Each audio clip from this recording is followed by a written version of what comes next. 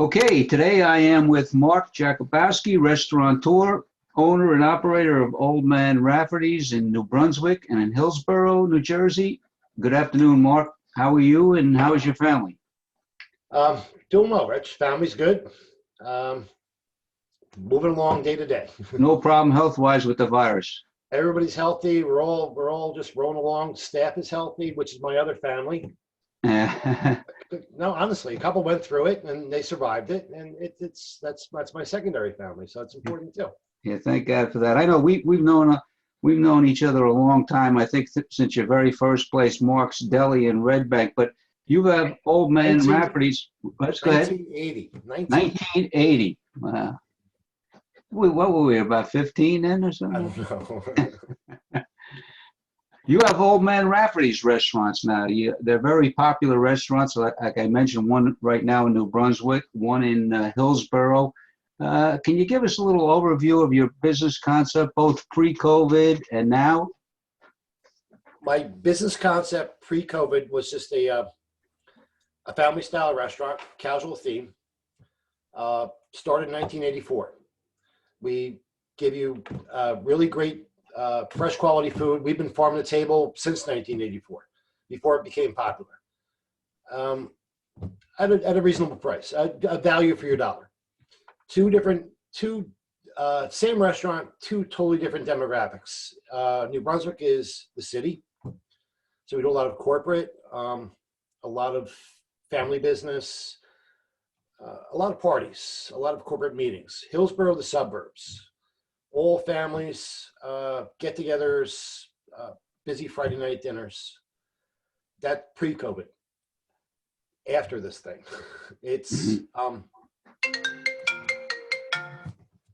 totally reinventing the wheel.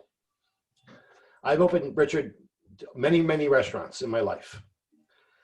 This is the hardest I've ever been through because we have not only opened a new restaurant, we have reinvented our restaurant. And it's easy to open a restaurant. You have a concept, you come with a menu, you hire staff, you train them. Now we have a concept that was working, and we have to change the concept around totally for after COVID. And that's what we're doing now.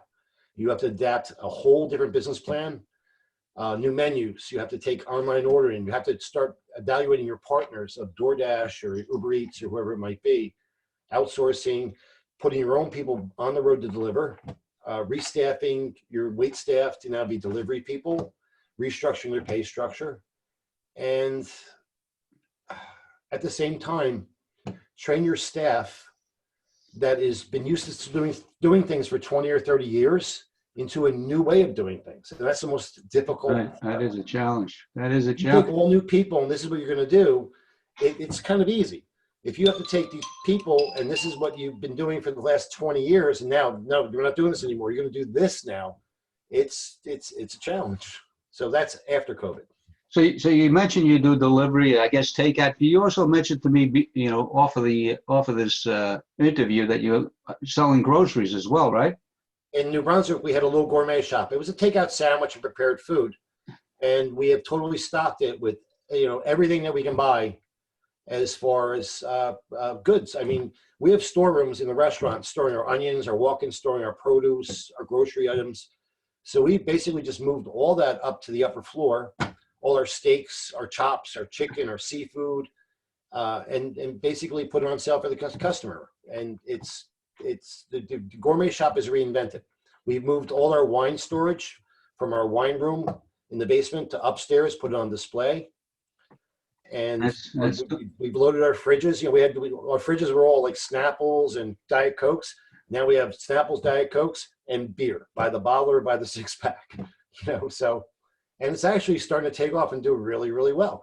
Oh, that's great. That's and, good. And we stocked the gourmet shop with toilet paper and bleach spray and everything else we had. So we took a basic clear out the storeroom of where we're hiding all the stuff downstairs and bring it up. Paper napkins, like cutlery. It's just like, and it's insane. People are loving it because they don't have to go online and stand in line and shop. Right? It's like you just come in, you grab basically your basics of what you need: a great meal, a little this, a little that to get you by, pasta, some sauces, combined with our prepared foods, and it's working out well. That's what everybody needs to do. Now to be a little innovative, be a little creative, and that's a good way to use your space. How about your employees? Do they feel comfortable working in the type of environment? And are you finding it challenging to have employees come to work at all? When this first went down, we tried to stay open for takeout, and my employees were spooked. We stayed open for 3 days, and they were so spooked, and their concerns were actually, they were good concerns. If you look back what happened a month ago, you would look and say, well, this is kind of crazy. I was getting too scared. So I shut it down. I didn't want to put them out there. I didn't want to, risk whatever their concerns were, their health, to do it. I think now as we moved on through this whole, last month of a learning curve, we've seen what we have to get done. We see what we have to do to stay healthy. The 6-foot rule, the masks, the washing of your hands, the sanitizing.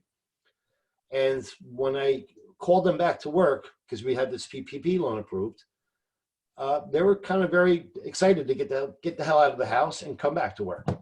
And now we know, and you walk to the restaurant, there's the 6 feet rule. They're doing it like naturally. They're all wearing masks. They're all not, touching things and not holding on the railings with their hands. They're changing the gloves out automatically. So it's kind of really settled into, we're good with this. It's just like, we can do this. We feel safe. We're a family, and we're locked inside the restaurant together, and we're getting it done. So you got the PPP. Did you get it from the first tranche or the second one? I got it from the first. The first tranche. Would you mind mentioning what bank you used? My bank is a small community bank. They have like 5 branches. I've been doing business with them since 1984. They loaned me my first $5,000 to start my first restaurant. I have been with them since 1984. Their rates aren't the best. When I borrow money, they're always a little bit more. But when I pick up the phone, I talk to the owner of the bank. What bank is that? It's called Brunswick Bank and Trust. So that's a small community bank, and they responded quickly to your request. They're a small bank, and they wouldn't normally do things like this. But when they caught on to what was going on, they were probably the first ones in with the SBA to sign up and get it done. So when I called them, I was almost shocked. It's just, oh my God, it's like, you guys are on top of this. It's like, we are totally on top of this.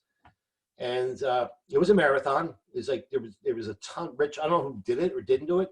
There's a ton of paperwork, a ton of documents. You have to give payroll for a whole year. You have to give your rents, all your certifications, your corporate papers. We're pulling out documents from like the archives of 1984, trying to find a document here and a document there, just to get it done. And a small community bank, every day, emails, phone calls, every day, we got it done in 3 or 4 days. The application was filed, done, and approved a week later. It was just— That's terrific. That's really terrific. So let's go from the small community bank to the big corporate landlord you have in New Brunswick, and I suspect it's a private landlord in Hillsborough. My big corporate landlord in New Brunswick is CBRE. They have been very, very, very, very accommodating. It's, they get it. In the beginning, they fired off a letter immediately of what they wanted to do. And it was ridiculous, because they didn't think it was going to last this long. And they're like, oh, we'll just, we'll take your rent and we'll split it up and you sign this agreement and we're all done. And now as time's going on, they kind of understand, like this is not a short-term thing. This is a long-term thing, and we have to treat it as a long-term thing. So I had a phone call with them last week, and they're basically like, just send us what you can, and we'll work it out later. It's like, we're not going to make you sign anything. It's just like, everybody's here to stay. You're not getting thrown out. And that's good. Yeah. And in Hillsborough, is that a private landlord? He's a private guy. In the beginning, the same thing. It's just like basically looking for his money. And he's mellowed out a lot now. He understands, that this is not a 1 month thing or a 2 month thing. That we have to start looking at things. He's small, and I can't get like a solid answer out of him. But he's a nice guy. He's a fair guy. And honestly, today we're doing a Mother's Day package, and he calls me up and he ordered like 7, and that's like $149 of a Mother's Day buffet package. Well, there you go. Yeah, it's just like. And I told him, it's like, you can't do that. That's like too many people in your house at the same time. It's against the law. Because I'm just buying 7 of your Mother's Day packs.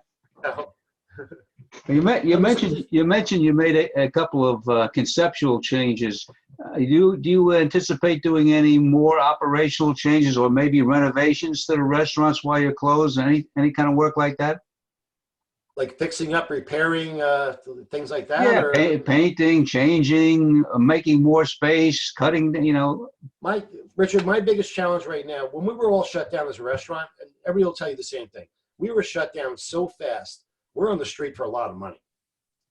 We're all on the street. We're all 30 days, 45 days. It's like my number one priority, and I've been working it down slowly with the takeout business, is paying back all my purveyors that I owe. The big guys, which would be US Foods, and then all the small, I deal with so many small business guys. Devon Coffee, I think you've seen them around. Bay Traders Seafood. I mean, my number one priority right now is to take care of my purveyors. That's a very good point. I've done 8 or 10 of these interviews and nobody's brought that up. But you know what? You were shut down so quickly, and all restaurants are usually on 30, 60-day terms with their vendors. Absolutely. And then they carried that right to the closing down. Now, Richard, the most important part, as a shout out to all these little guys and a shout out to other restaurant guys, I have purveyors, but I have relationships with purveyors. I never skipped for a dime or a nickel or lower price here. I've always, like my bank, I've made relationships with these guys. I've always paid. I've been through, as you know, in my lifetime, I've opened many restaurants. I failed in a few. We went through Storm Sandy. We couldn't pay for a week, whatever it might be. These guys were always by my side. They knew that I would always take care of them. I always pay them. So when we fired back up, I was into them for a lot of money still, like 45 days past due. And I called them up and told them, it's like, I'm going to open up. It's like, am I still good with you? And not one of them ever doubted me and said, no, we're not going to deliver to you. They're like, you're good with us. It's like, send it, And as soon as I got rolling again, I started mailing checks in. And I'm still trying to get caught up, and I will get caught up in another 30 days. And I think it's so important. That's old school. That's where I come from years upon years ago. You make a relationship with anybody and you keep that relationship, and it's going to go. It's going to come back to you like so many times over. That's true. That's what people, the old school guys get it. I don't know about the new school guys. I don't know many of them. But moving forward, it's like everybody should get a relationship with somebody that knows you personally, understands you, and knows that you'll always be there, back and forth. I don't know if you ever watched The Honeymooners with Ralph Cramden, right, and Ed Norton, but there's a episode where Ralph says to Ed, you got to be nice to the people on the way up, because you're going to meet the same people on the way down, That's awesome. So that's it. Relationships pay off, They really do. Maybe a couple of opinionated questions right now. Do you think that the restaurant industry right now is providing a better community service staying closed or by opening up? Richard, if we opened, nobody's coming. Everybody's just scared to come. They're coming for takeout because they feel part as supporting the community. That's like a really big part. And they also just want to break it up and not cook at home and, be taken care of, feel like they're being taken care of, which is important. But I think the only next step in this is maybe we have to open outside dining. If a restaurant has any kind of capabilities like we do of having outside patios or courtyards or whatever, adapt our outside dining, spread our tables out, expand our outside dining space, and continue with takeout and delivery, and offer people a chance to get out of the house and stay away from each other, but still be out in the nice fresh air and have a great meal. How about you yourself? Hypothetically, how comfortable would you feel about dining in at a restaurant right now? If I went into a restaurant, I'm a lucky guy. I have big restaurants. So my New Brunswick sits 300 people. The dining rooms are huge. If I took 1/3 of tables out, I could sit, spread people out 20 feet apart and make it a perfect dining experience. I would put paper menus out and throw them away. My servers would have masks on. I wish they could see us smile, but they wouldn't. We moved into PC ketchups and mustards and salt and peppers on the table long before this ever went down. It's just like, I saw that coming. It's just like, so it's just a matter of, I guess, making people feel safe and secure. It's like they'll be apprehensive about coming in, but if you come in and you look around and you see what's going on, I think people are smart enough to make a decision whether, yeah, it's like I'm coming here or not. You know, there's a 7-Eleven in town. I go here to get milk. I go in to get milk. I pull up. I look around. I see a couple cars in the parking lot. I just look in the door. If I see somebody that I think is a little shady in there, it's like I wait. I wait till they leave. I go in. So I think it's a matter of the restaurateurs in the future making sure their guests feel as comfortable as they can by covering every base they can of what we've learned in this whatever we call it, pandemic. Right. Look, you led me right into the next question, because you just mentioned a couple of things: spacing tables, wearing gloves and masks. What other changes do you think you'll see when restaurants reopen, whether that be in May, June, or whenever? I don't see it opening for quite some time. I don't think that we're going to get let loose. I see brown paper on every table, ripped off after everything. I see wrapped up cutlery, the bamboo stuff that we're using now, earth friendly. I see I don't see roll-ups of silverware. I see disposable PC ketchups, menus streamlined, 11 by 17. I don't even see servers. I predict that there are going to be apps coming out very soon, and there are. That's the other part of our business, is like this whole thing is changing so fast. There'll be POS systems where you're going to sit down and order from your phone. You're going to look at a menu. You're going to hit a button. You're going to order from the phone. It's going to print directly into our kitchen, and somebody's going to deliver your food.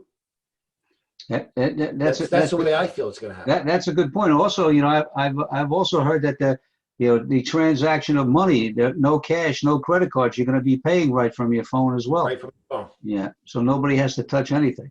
Exactly. Complete contact. Somebody will come out, they'll deliver your food, they'll put it in front of you, and you're going to enjoy your meal. And sadly, Rich, the day of the server is not going to come back. It'll come. This whole business will come back. I predict full blast a year from now. But it's going to take a full year for it to get the confidence of the public to come back, and the servers and the bartenders. They're going to be. That's going to be the worst hit in the world. Right. Well, look, I think you got a good. In my opinion. I think you got a good eye on the future of what might happen in the restaurant industry. I can see you ordering the food right to the kitchen and a server bringing it to the table, but I still think you're going to need a bartender to mix a drink or two over there. Absolutely. But you won't have 35 people sitting at the bar. Well, maybe not in the beginning, but I think, like you said, that'll come back too. Yeah, and our only hope is that, and it's going to happen too. Not to put the servers in. It's just like, I'm hoping, and my restaurant will never happen.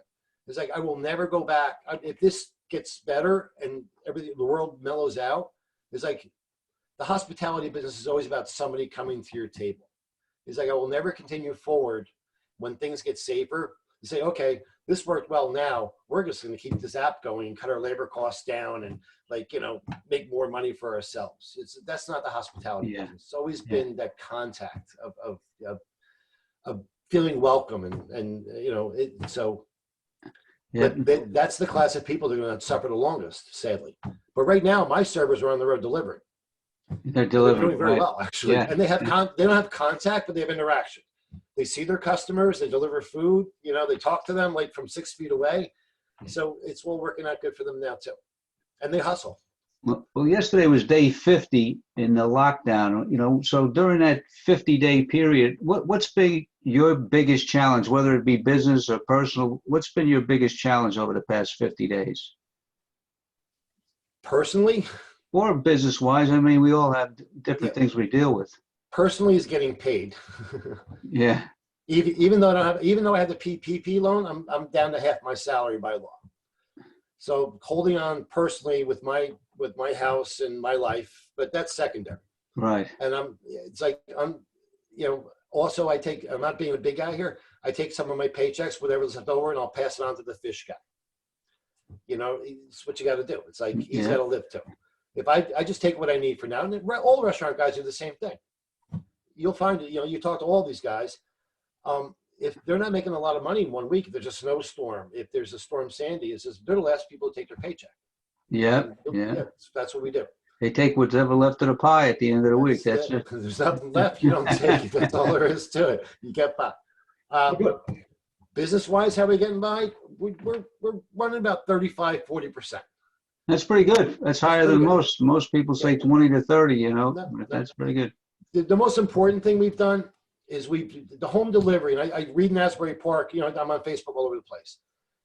Restaurant people cannot depend too much on these third-party delivery companies. And they have to educate their customers as much as they can, because they think they're helping the community out. And I'm not bashing the companies, but they're not really helping. It's like the restaurateurs, to make this happen and to keep and survive, have to really get their own delivery services on the road and offer it to the servers. I mean, our servers are doing very well with it. They love it. They're interacting with their customers. They're keeping the relationships going. And the restaurant is absolutely banking a little bit more money because of it. And the other thing, you know, we get a lot of complaints. I'm sorry to ramble on, Richard. We get a lot of complaints, and we're working on ordering online. And in the beginning, people complained that we had no online ordering and it's easier for DoorDash. When you call my restaurant, you're talking to a resident of that town or that city. You're talking to a high school kid in Hillsborough, answering the phone, and you're keeping another job. And people are like, oh my God, you're right. And we're getting even more business because of that. It's like when we give you delivery, that's another person of the town, another employee of ours that still has their job. And at the same time, we're controlling by us keeping this all in-house, delivering, and it's like it's a safer environment when we deliver food. The cars are clean, the people are clean, the people are healthy. So it's important in my mind for other restaurant people. It's a hassle, but round it up and take delivery into your own hands, and it'll come back to you like tenfold. It keeps that relationship with your customers. You're going to go out to regular customers who come in your restaurant and have daily contact with them, and keep that going. You talk a little bit about ordering online. I wanted to take a moment before we wrap up to tell us about an interesting concept you told me about, your virtual online dining experience. What's that all about? My mind goes like 24/7, like 1,000 miles an hour. I don't think dining is going to come back that fast. So we're in the process of developing a series of videos. And instead of just having on your website pictures of food or whatever it might be, we want to walk you into the door as a virtual customer, have you sat at the table. We want you to be presented with a menu, a virtual menu, no people involved, just basically flowing through the dining room and showing videos. You order your food, you're going to follow a person back to the micros, to the POS system. They're going to order your food. You're going to follow it back to the bar. They're going to see your drinks being prepared. They're going to follow it to the kitchen. You see your food being cooked. You're going to see your food come up into the window, and then your food being presented on the table, all in videos. If you're ordering the shrimp and scallop risotto, you're going to see it from start to end. We're going to do it in videos of whether a couple comes in, whether 4 people come in, or whether 2 parents and 2 children come in and get 2 kids meal. That's what we're working on now.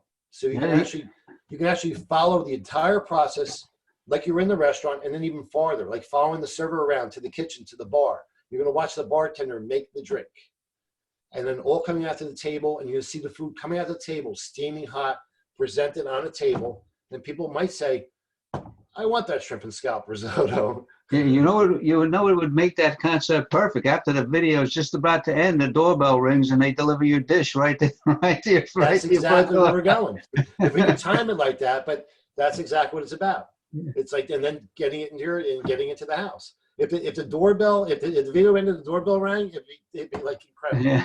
So, well, you got a lot of innovative ideas. Do you think it's a crazy idea, or you think it's a good No, idea? look, I think it's entertaining, and I think people would enjoy seeing it. I think that if somehow you could have the person call for his order and then take him through that whole video, and then, like I say, deliver it to him.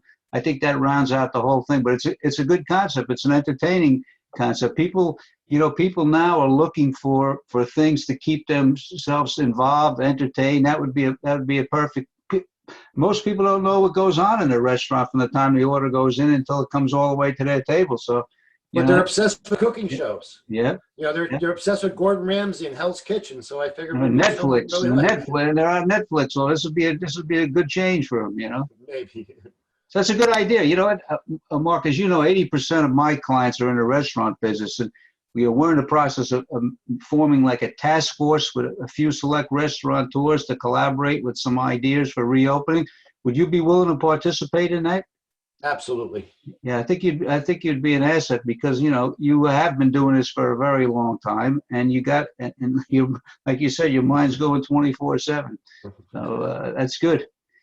You know, Uh, Richard, a lot of the old timers are really still hanging in there really well. We've learned a lot, and I read a lot about all the new guys. You know, I'm an old timer, but I always follow the new guys too and what they're doing.